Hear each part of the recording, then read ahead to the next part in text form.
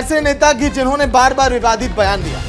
आज के दिन न्यूज इंडिया आपको पुराना इतिहास भी दिखाएगा कि स्वामी प्रसाद मौर्य ने कब कब विवादित बयान दिया है। सन 2014, 2018, 2020 हर बार उन्होंने विवादित बयान दिया और पार्टी मुश्किल में फंसी है।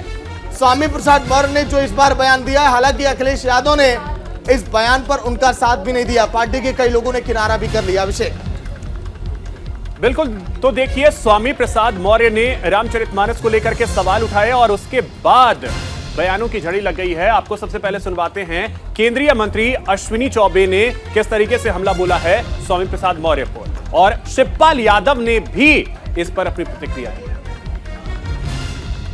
प्रकार से विरोध हो रहा है, ये पूरी तरह से मुझे लग रहा है कि एक साजिश के तहत षड्यंत्र रच करके और समाज को तोड़ने का, समाज को दिग्भ्रमित करने का, और ये लोग समाज विरोधी लोग हैं जो इस प्रकार की गंदी बातें करके, हरकत करके समाज में जाति और इस प्रकार के कुत्सित वातावरण को विकसित करना चाहते हैं।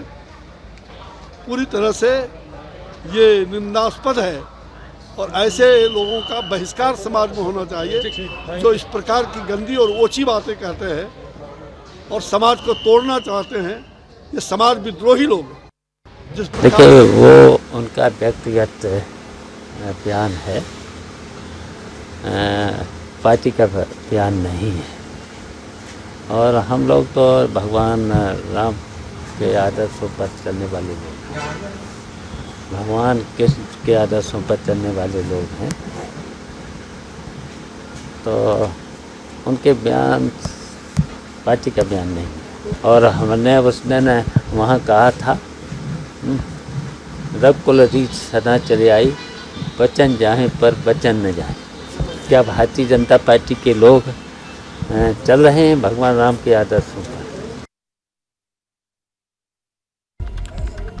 तो सुना आपने कि किस तरीके से स्वामी प्रसाद मौर्य के बयान के बाद अब सियासत गर्माती जा रही है, क्योंकि उन्होंने रामचरितमानस को बैन करने की मांग कर दी। अब ऐसे में निशाने पर आ गए हैं कई जो नेता हैं, उन्हें टारगेट कर रहे हैं। हालांकि आपको बता दें कि पार्टी ने भी एक दूरी बना ली है। शिवपाल यादव की तरफ से यह कह दिया गया कि पार्टी जो है, और खास करके उन्होंने कहा है कि हम वो लोग हैं जो भगवान राम और कृष्ण के आदर्शों पे चलने वाले लोग हैं, तो हम इस तरीके के बयान का समर्थन कैसे कर सकते हैं।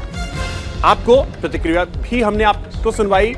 स्वामी प्रसाद मौर्य ने रामचरितमानस को लेकर अपनी बात कही थी।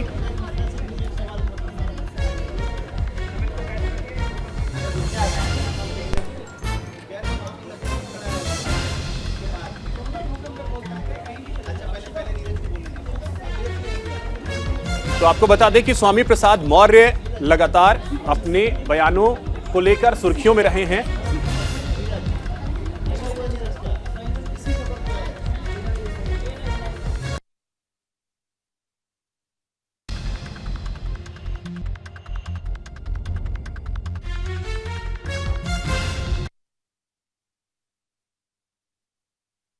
से सहयोगी नीरज हमारे साथ जुड़ रहे हैं, उनके पास चलते हैं। नीरज, मौर्य ने भी शायद नहीं सोचा होगा कि यह बयान जो है उनके लिए बहुत सारी मुश्किलें पैदा करने वाला है। पार्टी ने भी दूरी बना ली है।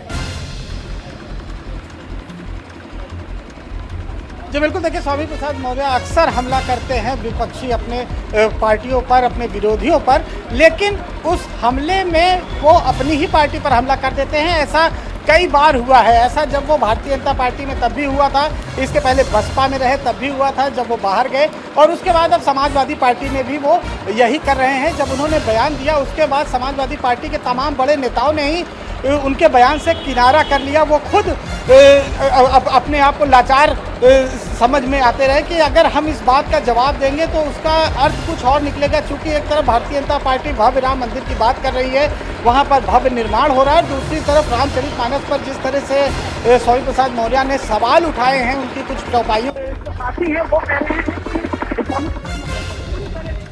कि स्वामी प्रसाद मौर्य को पूरी तरह से रामचरितमानस पढ़ना चाहिए। नीरज, बहुत बहुत शुक्रिया पूरी जानकारी के लिए। फिलहाल एक बड़ी खबर आपकी टीवी स्क्रीन पर दिखाने जा रहे हैं। दिल्ली एनसीआर में भूकंप के झटके महसूस किए गए। 30 सेकंड तक धरती कांप उठी और एपी सेंटर नेपाल। बड़ी खबर आपकी टीवी स्क्रीन पर। दिल्ली एनसीआर में भूकंप के झटके महसूस किए गए। नेपाल की कालिका से 12 किलोमीटर दूर था एपी सेंटर। नेपाल, भारत और चीन तक इसका असर दिखाई पड़ा है। एक तरफ देखिए तस्वीरें भी कुछ भूकंप की हम आपको दिखा रहे हैं, लेकिन लगातार कई राज्यों में भूकंप के झटके महसूस किए गए। दिल्ली एनसीआर और कश्मीर में भी कई भूकंप का केंद्र, उत्तराखंड का पौड़ी गढ़वाल भी दिखाई दिया है। नेपाल में भी भूकंप के तेज झटके इस समय महसूस किए गए।